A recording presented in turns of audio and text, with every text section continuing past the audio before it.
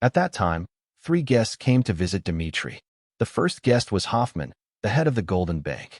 Hoffman began by telling Roman that even Valhalla itself avoids friction with Kronos, yet Dimitry had managed to receive war compensation from them.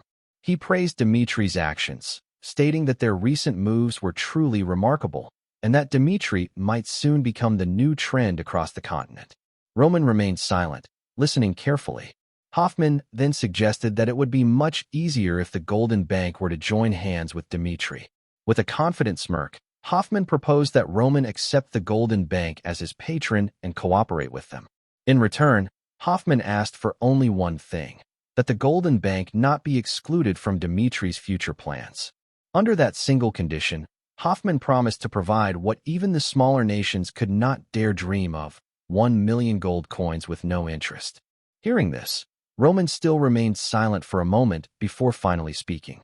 He stated that in the end, what Hoffman truly meant was that the Golden Bank wanted to walk a tightrope between Kronos and Dimitry. Roman reminded him that the Golden Bank had openly tried to assist Kronos during the Redford Kingdom incident, making it clear that they had supported Kronos' side. All those plans, Roman pointed out, came directly from Hoffman, the bank's own director. And yet now, Hoffman spoke of cooperation. Hoffman, slightly uneasy but composed, replied that he was disappointed by Roman's fixation on the past. He said he would rather discuss the future between Dimitry and the Golden Bank, as the Redford incident was already history. What mattered now, he insisted, was not what they had done to each other in the past, but what they could do for each other moving forward. Hoffman urged Roman to look ahead, assuring him that partnering with the Golden Bank could bring prosperity, along with the promised 1 million gold. Roman clearly replied that he refused. Hoffman was visibly shocked by the rejection. Frustrated, he argued that the Golden Bank was a neutral power and a kingmaker, and with just a simple agreement, Roman could gain tremendous benefits. Why ruin such an opportunity, he asked. Roman firmly responded that Dimitry did not need any ties with the Golden Bank, as it was a faction he had disliked from the very beginning. Hoffman grew irritated upon hearing this and turned to leave, stating coldly that he would remember this day well, for the Golden Bank never forgets a grudge. At that moment, Roman released his powerful aura and ordered Hoffman to stop. Filled with anger, Roman told him he must be mistaken about something. He glared at Hoffman and demanded, "You've shown hostility toward me, and yet you think you can just walk out of here alive?" Terrified, Hoffman trembled and asked if Roman was truly planning to kill him. He reminded Roman that he was the head of the Golden Bank, and if anything were to happen to him, the entire bank would not stand idly by. Roman, still seething, replied that he did not care about such threats. As he walked toward Hoffman, Roman asked if the Golden Bank truly did not know his title on the continent. Hearing this, Hoffman thought to himself that Roman was known far and wide as the demon of the battlefield. Panicked, Hoffman immediately changed his tone and said that he had misspoken. Roman then handed him a piece of paper and told him to write down his offer. He declared that he would set the price of Hoffman's life at 1 million gold, and that this would be the only deal the two of them could ever make. Hoffman, terrified and cornered, replied that he accepted. A few hours later, the second guest arrived. It was Edwin Hector, who politely inquired whether Roman could tell him about the concept of the upper dantian. Edwin thought to himself that Lord Roman had referred to the brain as the upper dantian, while the middle dantian was located at the heart, forming a mage's central circle. The area below the heart, on the other hand, was known as the lower dantian, often described as the vessel that stores mana. If the lower dantian was specifically optimized for aura swordsmen to store and utilize their mana effectively, then the question remained, what was the true purpose of the upper dantian? Edwin believed that if he could unlock that mystery, it might become the key to a revolutionary breakthrough in the world of magic. Roman then addressed Edwin, explaining that while Dimitry and Hector were allied states under the same kingdom union, that political relationship alone was not a sufficient reason for him to reveal the secret of the upper dantian. Edwin humbly admitted that his request was indeed reckless, acknowledging that sharing such high-level information without proper compensation would place one-sided pressure on Dimitry. He then added that the reward he offered was not just words, but a practical result: the merging of the upper dantian's theory with magic itself, creating a tangible achievement. Edwin promised that the Sky Celestial Magic Tower, along with Hector's scholars, would dedicate themselves to unraveling that hidden secret. He continued by asking Roman if he had not already seen the power of Shifer, the great mage from the Kronos Empire. Edwin explained that the Kingdom Union urgently needed a force capable of standing against Shifer, and Hector was determined to become that very counterforce. Roman calmly replied, asking whether Edwin thought that the Phoenix Magic Tower in Dimitry was incapable of uncovering the mysteries of the upper Dantian on its own. Edwin immediately responded that he did not mean that at all. In fact, if the Phoenix Magic Tower joined the research, Hector would gladly welcome the collaboration. He emphasized that their goal was not monopoly, but mutual progress that could benefit everyone involved. Roman nodded thoughtfully and then said that they should move to another location, as he had something to show Edwin. The scene shifted to Felix, who was startled to see Lord Roman appear at the Phoenix Magic Tower. Felix politely inquired about Roman's reason for visiting, and then noticed that the person accompanying him was none other than Edwin Hector of the Sky Celestial Tower. Felix thought to himself that Edwin was famous for achieving enlightenment after entering the Sky Celestial Tower and had successfully reached the fifth circle of magic. Felix congratulated him on the achievement, to which Edwin modestly replied that Felix was flattering him too much. At that moment, Roman spoke up and confirmed that if Edwin was truly a fifth circle mage, then he wanted Felix to summon Nox as well, since they would be using the magic training grounds together. Felix immediately replied with a respectful understood. The scene then shifted again to the training ground, where Edwin stood beside Roman, puzzled about why Roman had suddenly brought him there. Roman then explained that this place was protected by several layers of powerful magical barriers, allowing them to demonstrate their strongest spells freely. He asked Edwin to show his most advanced high-level magic. Edwin was momentarily surprised, uncertain about what Roman was planning, but quickly composed himself. Determined to prove his worth, Edwin stepped forward and began casting his most powerful spell, the Fifth Circle Thunder Cannon. A surge of energy gathered in front of him before launching toward the targets with explosive force, completely obliterating them. Seeing the destruction, Edwin thought to himself that the power was more than enough to make an impression. Then, Roman turned toward Nox and instructed him that it was his turn to demonstrate his strongest magic. Nox stepped forward confidently and, to Edwin's shock, began casting two high-level fifth circle spells simultaneously. Edwin's eyes widened in disbelief. The spells were not even pre-memorized, and it should have been impossible to release such powerful magic so quickly. He wondered what kind of method Nox was using to execute those complex spells at that speed.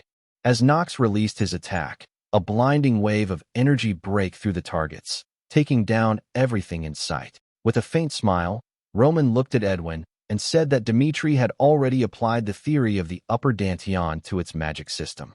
The scene then shifts to Chris, who congratulates the selected candidates on officially becoming Lord Roman's personal guards. Chris further explains that from this point onward, through a simple formal procedure, they will officially record and register the names of all those who have successfully been chosen as Roman's personal guards. Among the group is a spy named Scott, secretly from the Kronos Empire, who holds the number 98 on his tag. Some of the other candidates have numbers like 97 and 99, but soon Scott's name is called, and he steps forward toward the tent. Inside the tent, the instructor instructs Scott to take a seat and begins reviewing his personal details. He states that Scott's age is 38 and that his recorded place of origin is the kingdom of Umberto. Scott calmly replies that the information is correct. The instructor then continues, explaining that as Scott knows, Lord Roman's personal guards occupy a very prestigious and trusted position within Dimitry. He adds that they will receive a monthly salary of 30 silver coins, and in special circumstances, such as during wartime, an additional life allowance will also be provided. The instructor then pauses and asks if Scott has a family. Scott nods and answers yes. The instructor continues his inquiry, asking who Scott's family members are and where they currently live. At first, Scott is startled by the question, unsure of how much they already know about him. After a brief moment of hesitation, he replies that he has a wife and a son, and that they both live in the Kronos Empire. The instructor then remarks that this matches perfectly with the information they had already obtained. Scott's eyes widen in disbelief as he realizes they had known all along. The instructor calmly explains that the reason for asking such questions was simply to verify personal details as part of the official guard registration process.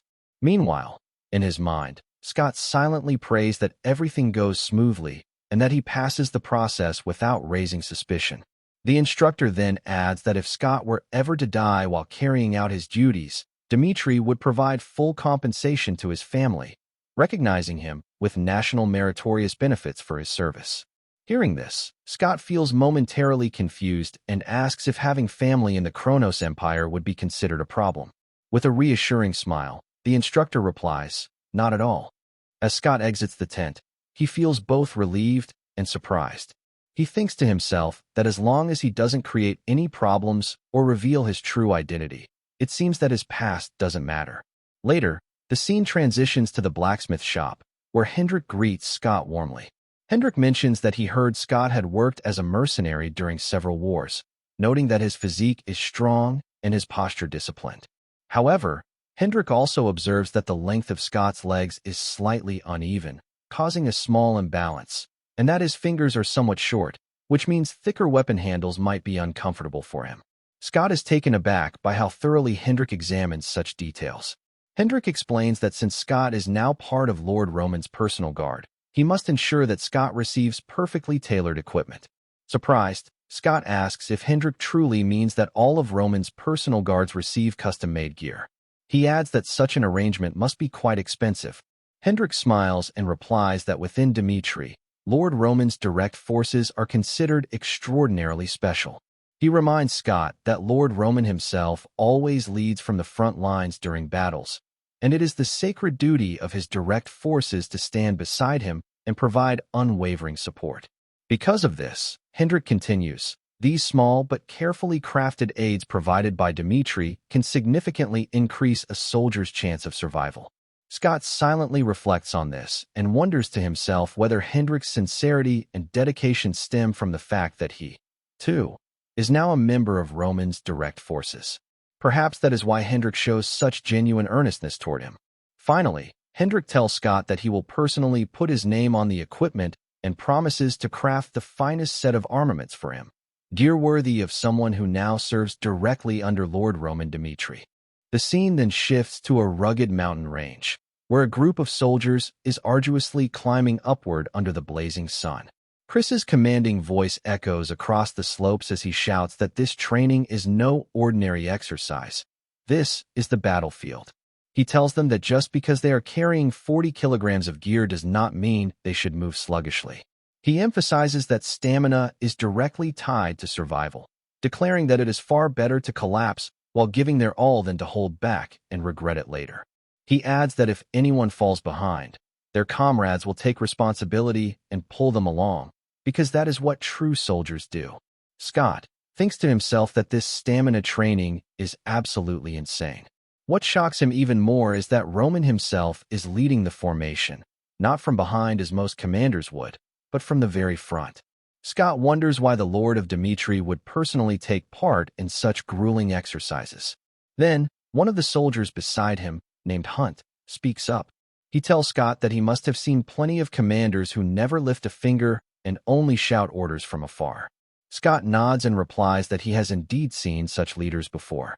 Hunt then grins and says that their Lord Roman is completely different. He always leads from the front line, setting an example for every soldier under his command. Hunt continues, saying that if Scott cannot even keep up with this pace, then he doesn't deserve to follow Lord Roman onto the battlefield. Scott is taken aback, realizing that Roman is deliberately slowing the pace to help the guards maintain formation. Hunt pats him on the shoulder and tells him to do his best, because the real training is only beginning now. Scott feels confused and slightly nervous at Hunt's words. Later that same day, as the training continues, Scott begins to feel dizzy and senses that his body is reaching its limit. Just then, one of the other soldiers stumbles and collapses onto the rocky path. Watching this, Scott thinks to himself that yet another man has fallen. Before he can react, one of Roman's personal guards rushes forward without hesitation, lifting the fallen soldier onto his back. Another guard, Hunt, immediately takes the man's heavy gear to lighten the load. Witnessing their teamwork and incredible strength, Scott can't help but wonder if all of Roman's personal guards are superhuman, true monsters in terms of endurance and discipline. The scene then transitions to the 10th day of training. All the soldiers gather before Chris, who announces that they have all endured the training remarkably well, with not a single person dropping out. He commends their perseverance and informs them that they will now advance to the next stage of basic acclimation training, the Simbeep, also known as the mind and heart technique. The moment he says this, murmurs ripple through the group as everyone exchanges astonished glances. Chris begins explaining the concept of the dantian and its role in martial cultivation. Scott listens intently, thinking that they are finally being introduced to the secret behind Dimitri's incredible strength. Chris instructs them to set aside any complicated theory for now and focus on learning the martial art known as Surah Simbeep. The guards grow visibly excited upon hearing this and immediately sit down cross-legged to begin practicing the first stage of the technique, a state known as gamyung, or sensing. As Scott begins the exercise, he focuses deeply but cannot feel any trace of mana.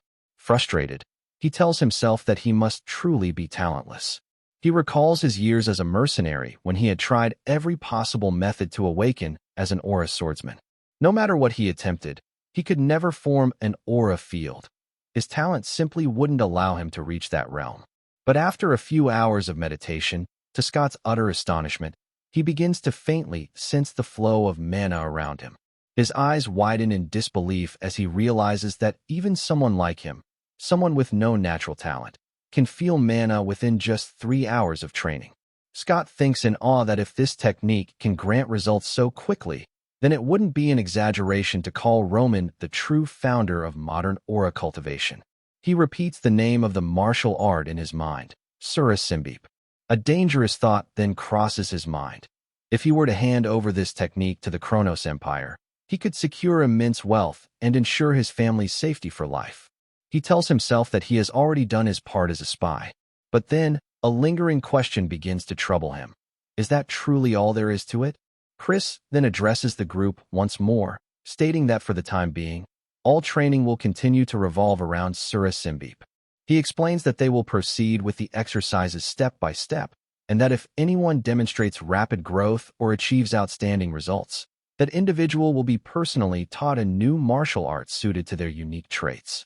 One of the soldiers, confused, raises his hand and asks why they would need a new martial art when Surah Simbeep already seems extraordinary. Annoyed, Chris responds sharply that the question itself is based on a wrong assumption. He clarifies that within Dimitry, Surah Simbeep is merely considered a basic martial art, a foundational discipline designed to teach beginners how to sense and control mana before advancing to true mastery. The scene shifts to later that night, where Scott is seen sitting alone in his room, lost deep in thought. He contemplates whether he should report what he has learned to the Kronos Empire or not. Should he continue fulfilling his duty as a spy, or should he remain loyal to Dimitry as one of Roman's personal guards? Many aura swordsmen in the past had told Scott that he lacked the talent to ever wield aura. Yet, through Dimitri's unique training methods, he was able to sense aura in less than a single day. This realization leaves him speechless. If Dimitry continues to develop such methods, Scott believes that in the near future, they will have not just hundreds, but thousands, perhaps even tens of thousands, of aura swordsmen. If that happens, overwhelming the Kronos Empire would be only a matter of time. Scott reflects further, realizing that the Kronos Empire would abandon him the very moment he became a liability. In contrast, Dimitri's people would never forsake him or his family if he pledged his loyalty sincerely. After wrestling with the decision, Scott finally makes up his mind. He decides that he wants to remain among the comrades who have accepted him. Choosing his path, Scott avoids connecting the magical communication device to report to Kronos. Instead, he connects it to reach out to his family.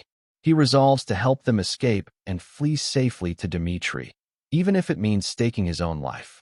Scott tells himself that when everything is settled, his family will come to Dimitry too, and together they will start a new life there. At that very moment, Chris appears and congratulates Scott on officially becoming a true member of Dimitry. Scott is startled to hear Chris's voice. Meanwhile, Chris thinks to himself that this night marks a major turning point. The spies who have learned the Sura Symbiote technique will soon stand at a crossroads, choosing their own futures.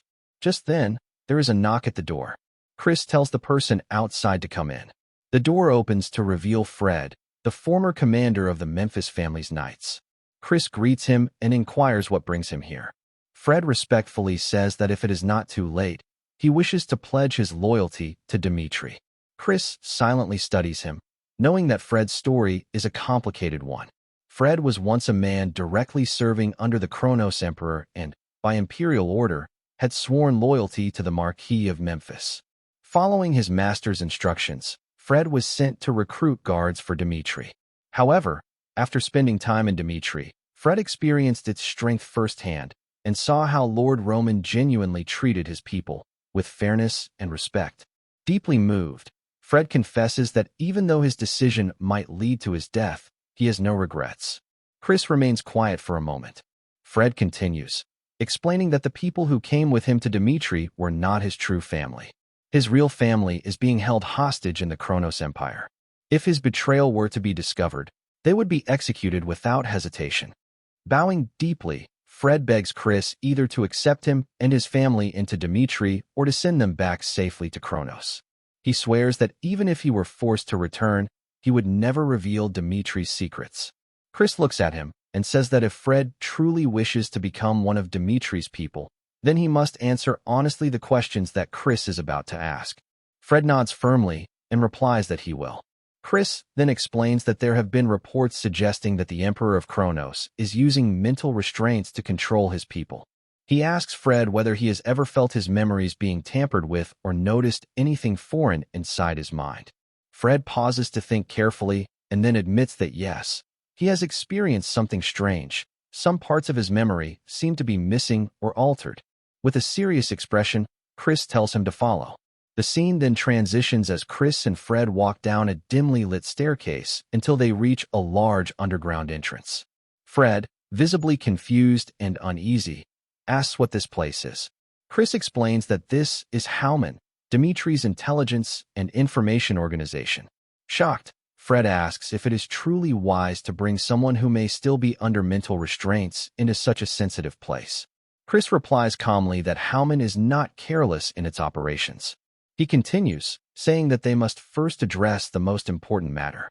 If Fred truly swears loyalty to Dimitri, Howman will immediately begin an operation to rescue his family. Dimitri has already bribed key figures in Kronos and successfully located Fred's family. Howman is fully prepared to respond based on Fred's decision. For those like him who are under mental restraints, they will be kept within Howman for 1 month and undergo specialized anti-demonic training to break the control placed upon their minds. Fred, overwhelmed, asks why Chris would take such a risk for him. Chris responds that it is because anyone who declares their loyalty to Dimitri and means it is worth protecting. From the very moment Fred swears allegiance, Dimitri will never abandon him. Hearing this, Fred's eyes fill with emotion. He immediately drops to his knees and pledges that from this day forward, he will devote everything, his loyalty, his sword, to Dimitri. The scene then shifts once more, returning to the training grounds. Ares is there, training intensely under the moonlight. As he practices, he is astonished by the nature of Sura Symbiote, realizing that it is an ideal system that resolves one of the greatest challenges in magic, the problem of mana control. It creates a storage space within the Danteon, offering hundreds of possible pathways for mana circulation. Ares wonders in awe how anyone could have devised such a flawless theoretical structure. He thinks about how some outsiders doubt the motive behind Dimitri revealing the concept of the Danteon. Yet for Dimitri, where Sura Symbiote is merely considered a basic foundational art, this is not a concern at all. Ares then gazes into the distance, questioning to himself what kind of extraordinary being Roman Dimitry truly is. Though Ares still has much to learn, he resolves firmly to stay in Dimitri and continue growing stronger under Roman's leadership. Finally, the scene transitions to the Kronos Empire. The Marquis of Memphis appears before King Kronos, reporting that all the spies they had dispatched to Dimitri have gone silent. He warns that there may be a possibility of mass defection. King Kronos listens in cold silence before stating that those spies must have chosen to side with Dimitry. He orders the Marquis to eliminate every remaining operative still embedded within Dimitry. After giving his orders, he thinks to himself that even the communication links between the spies have been completely severed, something he had not anticipated. Yet he remains confident, muttering that within 1 year, their grand plan will be completed. As the power of the world tree continues to wane, the force of dark magic will only grow stronger. Dark energy begins to swirl around him as he releases his power. With a chilling determination, King Kronos declares, "Roman Dimitry, no matter how hard you struggle, the future will not change."